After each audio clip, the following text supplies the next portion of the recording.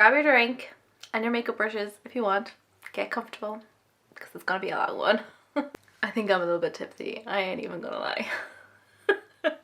Hey Glam Squad, welcome to my channel. If you're new here, then welcome. I'm so happy to have you here. Make sure you leave a comment below letting me know you're new, and don't forget to subscribe as well before you leave. And if you're not new, then welcome back. Just know that I appreciate you so much and thank you for watching. So today's video is going to be a little bit different. I'm going to be doing a Q&A. So I wanted to do, you know, some more kind of casual videos, just chit-chatty videos, but I didn't really know what to talk about that's like not kind of makeup related.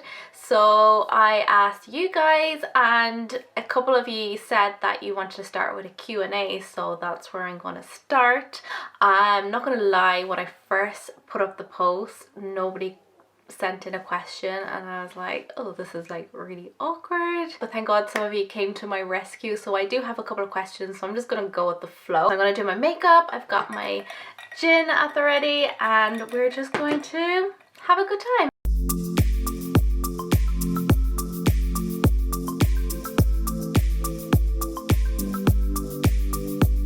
Okay, so I've gone away and I've done one eye off camera for two reasons. One being you don't have 45 million hours for this video, and second of all, by the time I'm finished my gin I may not be able to see properly, so that could be a problem. I have a couple of questions, so it was kind of getting worried there for a while when the questions were really slow coming in. I was like, oh my god, I'm not gonna have any questions, I'm gonna have to make them up, I'm gonna have to ask myself my own questions. So how did I get into makeup? Pretty much from like as young as I can remember, I've loved makeup. Like I started my blog when I was 18. Yeah, I started recreating the Kardashians' looks kind of like on a budget, and I really wanted to do makeup. Like makeup was my first love, but to be honest I just didn't have the confidence. I used to stay up to like 5 o'clock in the morning and watch like YouTube videos. I remember I used to watch Faffy Next 3, I think her name was. Like I used to just sit there and binge watch like Faffy Next 3. I remember she was just makeup, and then Dulce Candy was kind of a mix of makeup and fashion, and I was obsessed with the two of them. Loved it so much, and I always wanted to do videos, but I was like, oh, I'll never have the confidence for that, because I don't know if you guys know, but or if it comes across in my videos, when I'm actually like quite a shy person, and particularly in school I was very shy. So like I didn't have like a lot of friends or anything. I kind of stuck to one or two people. Found it hard to kind of mix with people. So YouTube was a great escape for me. So I knew when I finished school that I was going straight into beauty school, and I really wanted to start a YouTube channel. So I started off with blogging, and that was kind of my way of kind of like easing into it. And then I think I was like 20 when I actually started my YouTube channel. So I've been at this like a long time, but like I was just obsessed with YouTube. I think YouTube was just pretty much kind of beginning around then. I think it only started, was it in 2008 or something like that? So yeah, I remember it was really cringy. I saved up my birthday money and I bought myself a Dell laptop, and I used to just spend hours and hours just writing on my blog and taking pictures and stuff. And yeah, do you know what, it's actually really nice to look back on, because like I can see my whole journey from when I was like 17. Like it's so bizarre, like, and it's nice to see how much I've grown from like that really shy, timid girl just learning about makeup, loved fashion, like really innocent, and like you can see throughout the years that I've grown. I've tried out, I've made a lot of mistakes, tried out a lot of different things. I've grown as a person. I've grown so much in myself and even my confidence. Like I've done like master classes with Benefit and things like that, things I could never imagine doing back then. So yeah, I mean, it's pretty cool to see my journey and where I started. But yeah, I'm totally not even answering your question here. So you said, what was the question? I've only had 2 sips of gin. So I started my college course there. That was 2 years. So I did my beauty course, I did my SIPTAC and my Sodesco qualifications, and then I went on, what did I do after that? I was working in Jane Norman, which was a clothing shop in my area part-time, and then oh yeah, that's when I went through like a really bad time. I'd like moved out of my parents' house in with my now fiance, and just out of the blue, so what I was doing is you have to do like work experience when you're doing beauty, so you have to do like 600 hours. So none of the beauty salons would pay us back then because it was in the middle of a recession, so I had to like do my hours for free. So while I was doing that, I was also working part-time in Jane Norman, which then eventually turned into full-time, and then they just closed down out of the blue. So I literally went from like, you know, being like working all the time to having all this free time. So I was sitting at home, and that's when I kind of started on YouTube as well, like properly. I started my fashion videos, they were so bad, but that's kind of where I started. I just had lots of free time. But eventually anyway, I got a job in Oasis, which then turned into like a full-time job, and like I was doing personal styling with Oasis. I was assistant manager there, and then I knew I wanted to get back into beauty. I don't know if you know much about like makeup counters and stuff, but they are very much sale based. So for my interview for Benefit, I had to like literally stop people and get them to sit down at the counter and like try makeup on and like talk to them about the makeup. So like that was really scary for someone who's so like shy and timid to like literally be thrown in the deep end and have to like traffic stop people in a shopping center and try makeup on them while people like stared you down and judged you. It was like, oh my god, it was the scariest moment of my entire life. But it's all like sales based, so they were like watching how many things you could sell, and it's so hard. Like you feel so desperate, you're kind of like, please please please please please just buy. So I got the job, so that was very exciting, and I was there for a couple of months, and like I think it was like January or February of the next year, my contract was going to be up in Benefit, so it was a huge risk actually going to Benefit. But I just knew I wanted to leave Oasis. So one day my boss at the time in Benefit, she called me up and she said the two girls that were working on the brow bar, they were leaving and opening up their own brow salon, and would I be interested in a position on the brow bar. Now she knew that I was trained beauty therapist and I had my Cedesco qualification, so it was just kind of a matter of them training me in on how they do brows. So I wasn't actually sure, because I was like, my contract had just got extended with Benefit, and I was actually really happy doing the makeup. I was like, I love doing makeup. Like I don't know how I feel about doing brows all the time. Like when you go on to the brow bar, you're just brows. Like I wouldn't be able to do makeup anymore. It was just all brows. So that kind of scared me a little bit. I was like, but like makeup is what I want to do. So I thought about it anyway, and I decided to give it a go. Honestly, it was the best thing I ever did, and I really wasn't sure if it was the right decision, but honestly it's like I wouldn't be where I am now career wise if it wasn't for that opportunity. So I'm forever grateful. Kind of went from there really. I stayed there for, was it 4 or 5 years? I was in Benefit, and Benefit were actually so good to me in terms of like when I got the job in Benefit, they knew that I had a YouTube channel, and they were actually really supportive, because at the time like brands were still kind of funny about people having YouTube channels and blogs and stuff. It was just kind of still starting to take off, and a lot of brands, I think L'Oreal had it in their contract that if you worked, or if you had a blog or an Instagram page, you had to like shut it down, or you could only talk about the brand's products, because obviously they don't want you like promoting their competitors, you know what I mean? Benefit were always really good to me in the sense that like they still invited me to like blogger events and sent me new products and stuff, so they still treated me as a blogger instead of just an employee, which was really cool. And they did, you know, open up a lot of doors for me and offer me a lot of great opportunities, like my own masterclasses and things like that. So again, I'm really, really grateful for Benefit for that. Even at the time you were like, oh my god, I hate my job, but like looking back, like Benefit were so good to me, and I'm so grateful. So I left Benefit then about 4 years later, and I started working in a local brow salon. Funny story, actually, the girl who owns the salon, she actually worked with me in Benefit years previously, so it's funny how, you know, things work out. So that was really cool.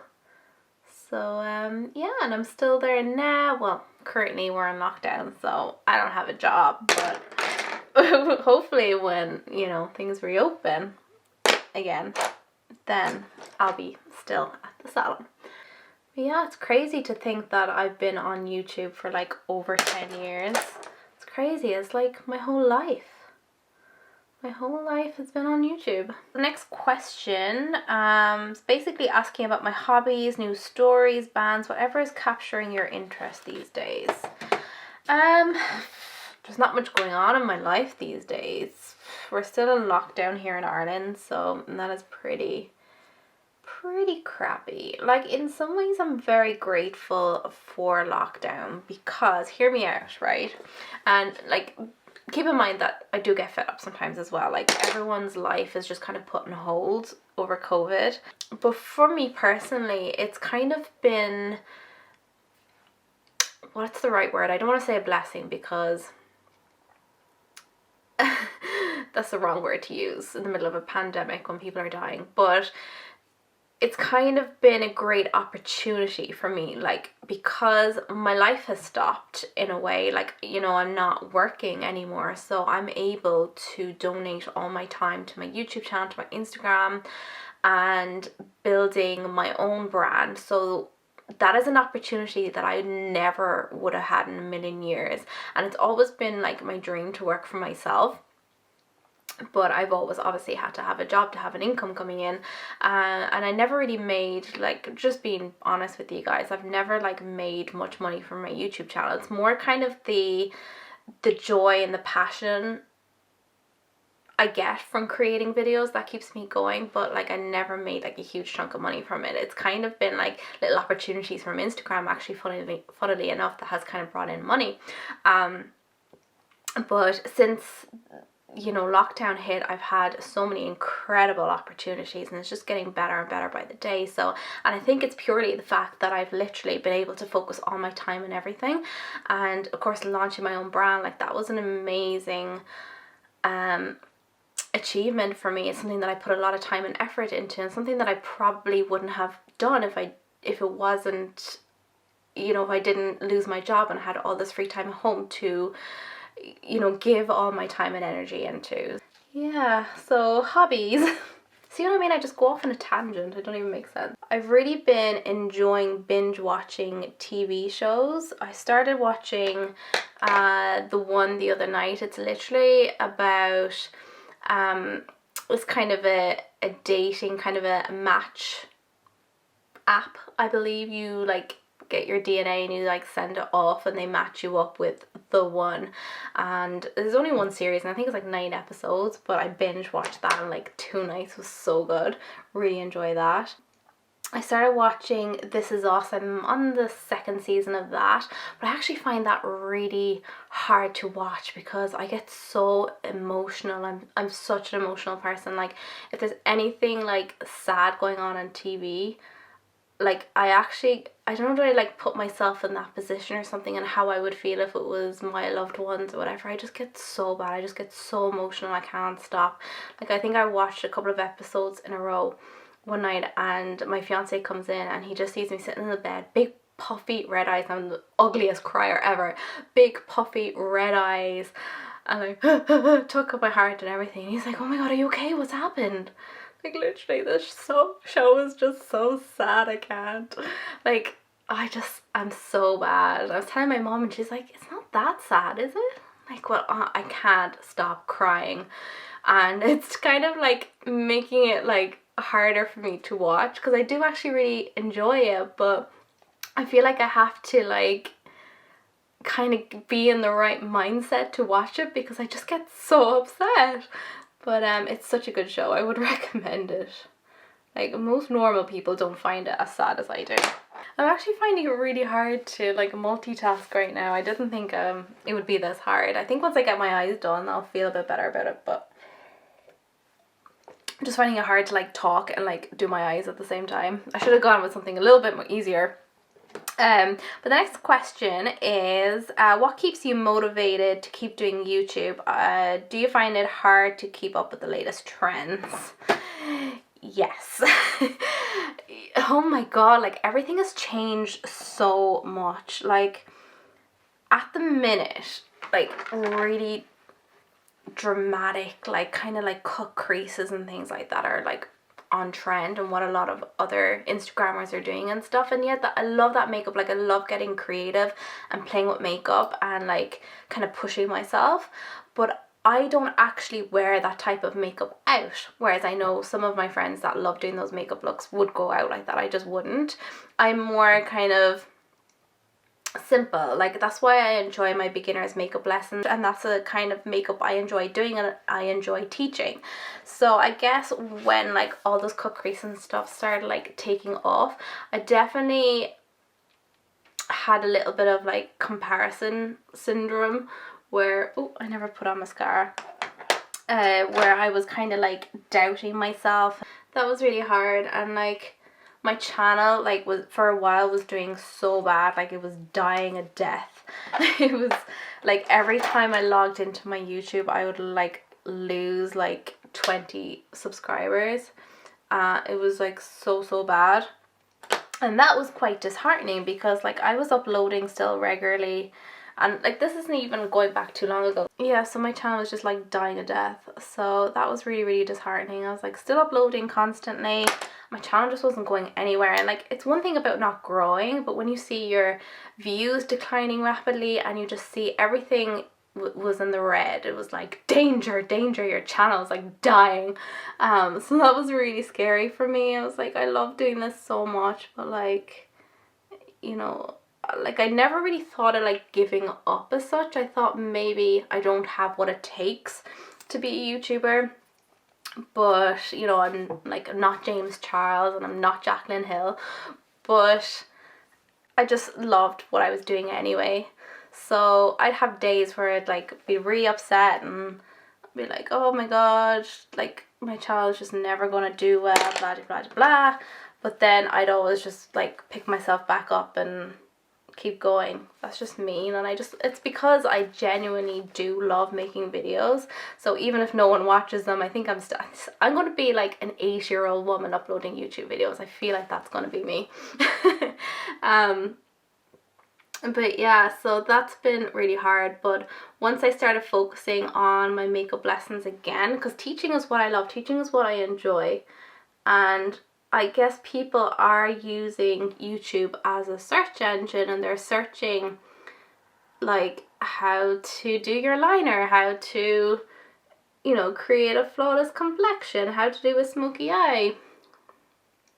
So once I started focusing on the lessons again, my channel has started growing again, which is amazing. Definitely makes it easier, you know, not working, because there's so much time goes into a YouTube video.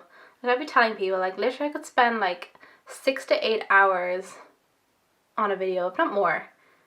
Even longer ones like this could take me about 8 hours just to edit it, so, and then like 2 hours to film it, so it's crazy. You definitely need to love YouTube because there's so much time and effort goes into it, you know. You couldn't possibly keep it up if you didn't genuinely love it. So yeah, that's that. What else? How did you become passionate about makeup? I don't really know. Like it's funny because my mom actually is like not into makeup at all. Like she's never worn like any type of makeup in her life, really. Maybe like, no, not even, like I nearly have to force her to wear some mascara or some brow product. Like literally she's like plain Jane, like literally wears nothing. She's so natural. I really looked up to my cousin who was like 3 or 4 years older than me, and she loved her makeup and her fashion. So I think maybe she got me like, you know, kind of got my foot in the door. I remember she took me shopping and she bought me a Rimmel lipstick and an eyeshadow. It was like a pink and brown eyeshadow, and we went home and she did my makeup and I got all dressed up, and like my dad was horrified because he hates makeup as well, and my mom's never worn makeup, and he was like, what have you done to yourself? Like traumatized. And I loved it. I just felt so pretty and so beautiful. So that kind of, I suppose, got me like interested in the makeup side, and I kind of built on that. And I used to just sit in my room and just play with makeup for hours.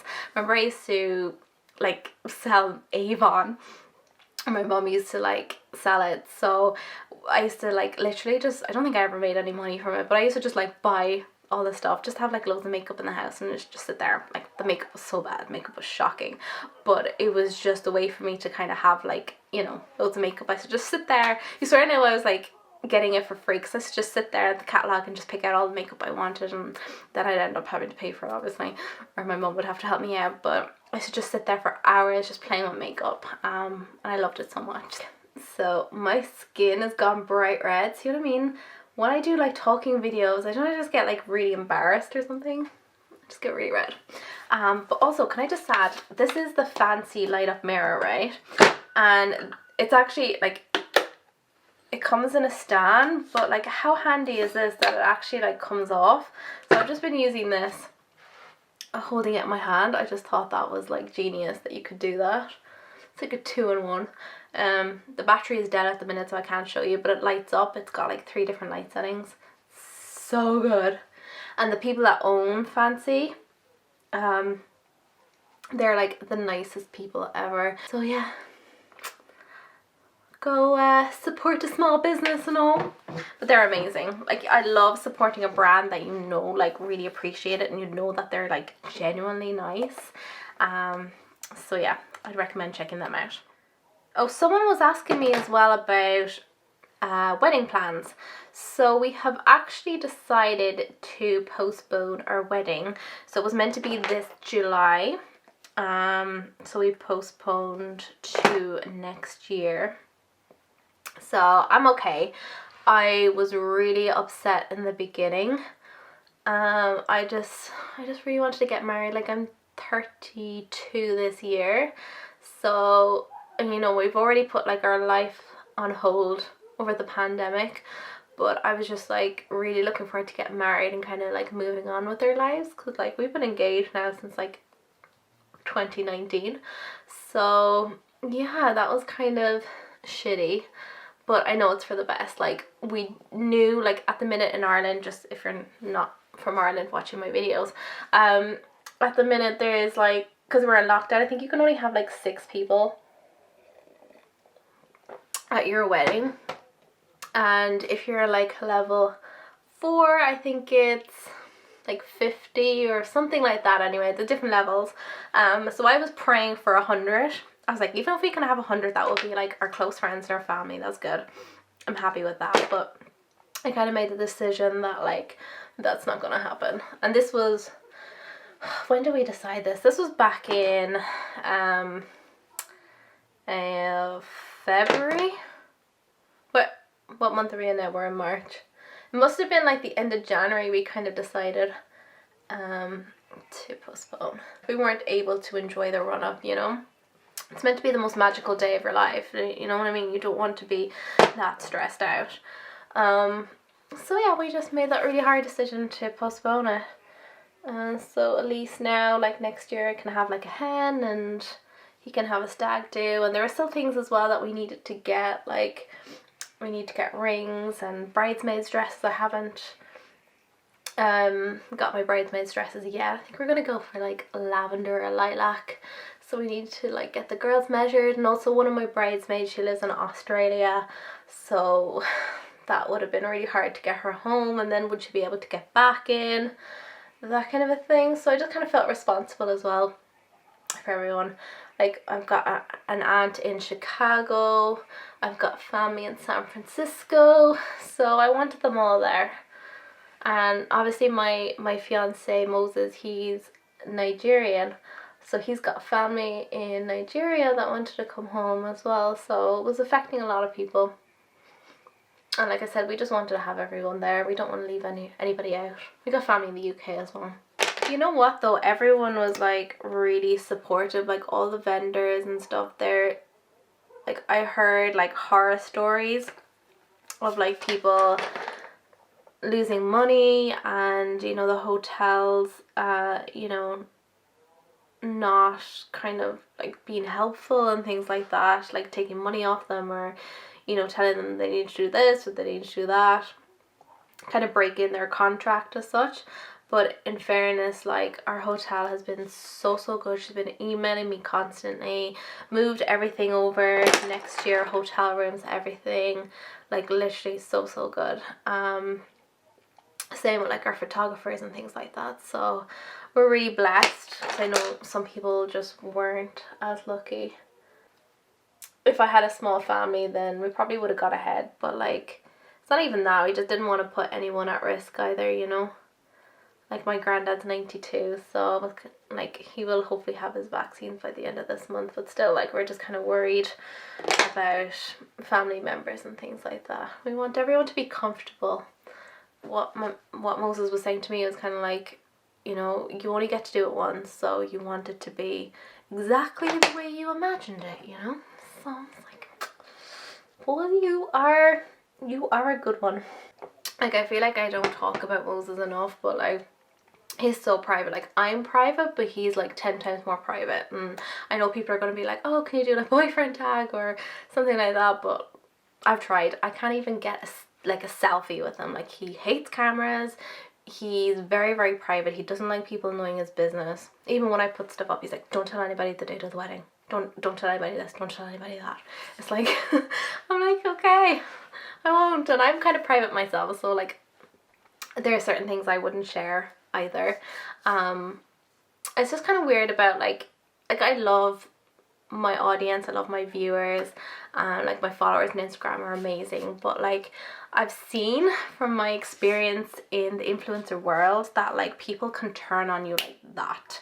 And I've seen like friends and stuff like give birth and people tell them like literally how to raise their kids and stuff, and I just think it's too much. I don't want anyone telling me how to live my life. You need to make mistakes and you need to learn, and like it's your journey. Like, I don't want to get any like nasty DMs or anything like that. I know it's part, which is terrible, it's part of, you know, putting yourself out there, which it shouldn't be, but people just kind of feel like they have the right to tell you how to live your life. So that's why I'm very careful about like what kind of stuff I put out there to the public, because I don't want, you know, people telling me how to live my life basically. And he's the same. But he's been so amazing. Like on my whole YouTube blogging journey, like every decision I've made, he's been there. Even if he didn't agree with it, like he's been there to support me. So honestly, he's amazing. I can't thank him enough for everything he's done for me. So he's a good one. But yeah, there's no way I'll ever get him on camera. Sorry guys.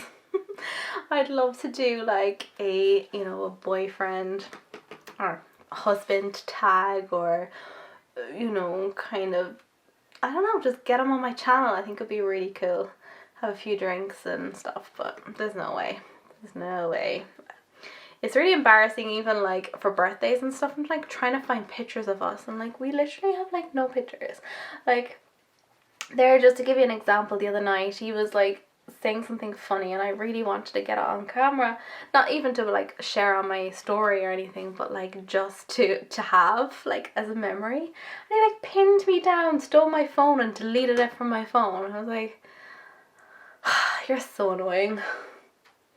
And he's got loads of pictures of me in his phone, like really ugly, unattractive pictures. Why do men always like get the worst pictures of you? Like, you couldn't take a picture of me when I had my hair done nice and I was all dressed up. No, you take a picture of me in my pajamas, like literally got like a snot hanging out of my nose or something. Like, Erin also asked me what motivates me. I don't know why I find this so difficult to answer. It's kind of like there's just like not one particular thing that motivates me. It's kind of like everything. It's just like said, like it's, first of all, it's obviously the love and passion I have for creating videos. I love the whole creative process. I love you know, planning videos. I like the planning and the scheduling. I like being organized. I love that. I actually love doing planning, and I like having diaries. You probably noticed, like, from my Instagram and stuff, I have like a million different like diaries, and I like to schedule things. Like, it's probably a little bit of OCD, but I love like having a plan and a schedule and like a morning routine and that kind of a thing. I like, you know, kind of like researching product. What is going on? I have a pink nose. Oh, I have an itch in my nose as well. Yeah, so I like the kind of researching and planning process, and then the filming, and then the editing. Like, I love like every detail about it. So like anytime I feel disheartened about something, I just kind of think of how much fun I have in my videos, and I suppose that keeps me going. So there's that, and then it can just be like, you know, watching people that I enjoy watching, like, you know, other Instagrammers and stuff, or other YouTubers. You know, if I find someone's channel, I like binge watch them, and then I just get like really inspired. I could just be coming across like a makeup tutorial, and I'm like, oh my god, it's so good, and then I get excited. Or it could be a brand like that launches a new product, like an eyeshadow palette, or, you know, just getting like a pure package in the post and be like, oh my god, like thinking about all the looks I can create with that palette. Those kind of things keep me motivated, I guess. And definitely like opportunities that arrive in my inbox and stuff with brands. That all like really keeps me inspired and motivated. But like, don't get me wrong, like, it's not all sunshine and roses. Like, for a while actually, like, I found YouTube really difficult. I can't find, why is it that I can't find anything? My channel overall is doing quite well at the minute, like, it's growing. So that's really good. So that's really positive. So that's also something that's keeping me really positive and motivated at the minute, seeing that growth and that consistency. So that's been really great, and it's really just been down to my makeup lessons. I think people are just finding my channel through searching for particular things. So that's why I think it's really important for me to kind of focus on them and get like fresh eyes on my channel. Don't get TikTok. I'm on TikTok, but I think I'm just too old for it. Like, I'm trying because I know it's really good for small businesses to get exposure and things like that. So I'm doing a few videos there, but it's kind of the same style of videos as Instagram, and I'm kind of trying to recycle my content into both, so I'm not creating more work for myself, but that's very overwhelming. And I guess that was another, you know, the question that someone asked about, like, keeping up with the trends. Like, TikTok is a trend at the minute, and like all the young ones are over there. So I'm trying, because I know it could be good for my brand to kind of, you know, it's good exposure. But I just don't get it. I really don't get it. Please tell me I'm not the only one. I feel so ancient on it. And I'm like, you know, I'm like uploading my reels, and people are kind of like, that content doesn't belong on TikTok. And I'm like, well, I'm too old to create your content, so this is gonna have to do. Oh, you guys. So yeah, if anyone has any advice for me, that would be awesome. I guess for me as well, like, I came from like a generation when you upload a YouTube video, it has to be good quality. You have your camera, you have your microphone, you have your, you know, your studio setup. It has to be professional. And then people are uploading videos from their phone and editing on their phone, and I'm like, how do you do that? That looks very complicated. And people are like, what? Like, you literally have a studio in your room. Like, how do you find like using your phone complicated? It's easy. All you need is your phone and a ring light, which is true. And I'm kind of like, yeah, but I just like couldn't imagine editing a video on my phone, on an app on my phone. Like, what? Say what? Oh man, I'm definitely getting old.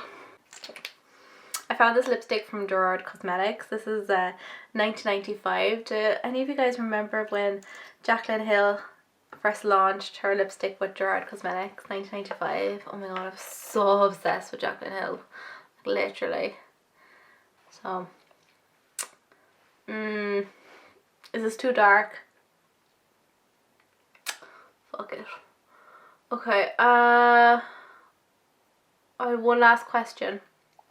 I actually got a good amount for someone who's... I was really panicking. I was like, this is really awkward because I'm going to have no questions.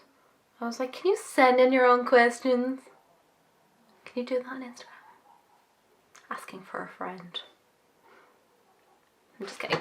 So Erin asked, do I have any plans to expand my brand? And honestly, I would love to. Like, I actually did try out some samples of... I really wanted to bring out lip glosses. And I did try some samples. But I am very, very fussy. And if I'm going to expand my brand, I'm going to do it right. And...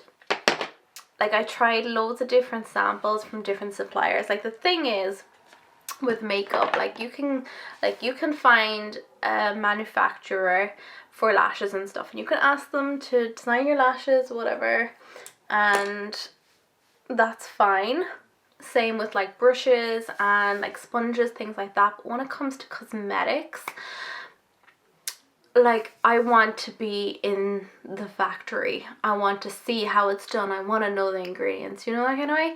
So like, I did get onto, like, if you don't have the money to have your own factory, it's literally like white labeling. So you're getting someone else to basically make your product, and that's fine. I mean, a lot of people, most brands actually do that, because not everyone is going to have a factory just hanging around. So it is very, very common where people will start off by white labeling. So basically someone else is making their products. Crease Brushes did it for a while. A lot of brands, I think like Morphe, didn't they white label BH Cosmetics products? Things like that. So they're literally buying the product from them and then just stamping their name on it. But like, that's not what I want to do. Like, I want to be involved in the whole process of it. And if I'm going to do it, I'm going to do it correctly. Like, I want to like... be very like involved in it. Like, my eyeshadows would have to be buttery and creamy and really pigmented. I'd want the package, I want to get like a designer and have the packaging like perfect. You know, for lipsticks, like, I'd love to have a matte lipstick collection. Sorry, I always get lipstick on my teeth. I'd love to have a liquid matte lipstick collection. I know liquid mattes are kind of dying out, but I still love my liquid mattes. So I'd love to have a matte lipstick collection, but they'd have to like smell a certain way. The texture would have to be a certain way. So I'd be very like involved in the process. Like, don't get me wrong, the samples I tried, they were fab, really, really pigmented. The packaging was exactly like how I wanted it. So I was tempted. I was going to launch it with my birthday collection, and then I was just thinking about like the insurance, and then I was like, people, you know, there's, you know, you can have complaints, people getting allergic reactions, that kind of a thing. So that kind of made me nervous, and I was like, look, it's not even worth it. So I decided not to, because I want to be very, very involved. And I was like, they don't smell exactly how I want them to smell. They're beautiful, they're really pigmented, really glossy, the packaging was perfect, but I just wanted to be more involved in it. So that's it. And maybe, I don't know how involved brands are making their products. Like, I'm pretty sure a lot of small brands don't have factories. So I'd love to know, like, I'd love to be a fly in the wall and know like how brands like Luna by Lisa and things like that, where do they get their products and stuff. So like, I'd love to be like a little bit more educated on all that before I launch anything. At the minute, it's gonna stay with lashes. I'm happy with lashes, and I'm launching my birthday collection in 2 weeks. Like, I'm biased, but like, I just put so much work into the packaging, and even like when people put in orders, like actually putting the the boxes together, like, I'm very passionate about it. Let's just put it that way. Like, everyone that gets an order from me is kind of like, oh my god, you can see the amount of time and love that has gone into this package. Like, I literally wrap them up, thank you stickers, cards, like sprinkle of gold foil, like literally everything I've ordered you're gonna laugh, but I've ordered wax seals. So I have these beautiful like pink boxes, so I got like pink ribbons so I could like wrap around them and then like stamp them down with a wax seal with my logo on it. Like literally I've just got so many ideas. Like I want a customer to get like the full experience. It's so many like big brands out there and like they just like throw their stuff into a box and send it off, right? But like when people order from me, I want them to order from me for like the experience. Like they can go anywhere to buy lashes. Like don't get me wrong, my lashes are incredible. I'm probably one of the best in the market. Yeah, I'm totally biased. But people can go anywhere to buy false eyelashes, right? But like when they order from me, it's like they get the full experience, so they feel special, you know, they get a little thank you card, a little message, you know, it's gift wrapped beautifully and they can see time and effort went into it, and then just for that little moment it just makes someone feel good. So that's what I want. So yeah, I'm very, very passionate about that. I'm so happy with my birthday collection and how the boxes turned out. They're so perfect. You guys are literally gonna die when you see them. Let me know if you want me to do more videos like this. Like honestly, just let me know in the comment section. Like if you've made it to the end of this video, I like fucking love you. You're a legend. And thank you to anyone that has like supported my channel from day one. Like honestly, the fact that you started watching my channel like back in the day and you're still here now means so much to me. So thank you so much. And like I remember actually like Suzanne Jackson from So Sue Me, she's like sent me a message and she was like, you're like an OG, like you've literally been there from day one. Like I know, right? Like literally. Oh no. Oh no. Oh no. Oh no. Oh no. I hope that hasn't broken. So yeah, I hope you enjoyed this look. Again, thank you all for being here and watching to the end of this video. Let me know in the comments section, like if you can think of any like cool topics I could do, like video. It doesn't have to be like me doing my makeup. I just kind of wanted to incorporate makeup into this video. Obviously it wasn't about makeup. I didn't mention anything I used today, but I will leave everything linked below. So yeah, do just give me feedback, let me know, because that would really help me and it'll kind of guide me better on like how to do my channel, because obviously like I'm going to create content that I enjoy doing, but I really want your kind of input and your feedback because you are watching the video, so I want you to enjoy it. So if you prefer voiceover, I'll do voiceover. If you prefer talking videos, obviously I'll do talking videos. So it's just kind of down to you guys really on what you find more beneficial or more enjoyable. And that's it really. So I'm gonna leave you guys go. Again, thank you for watching and I'll see you in my next video.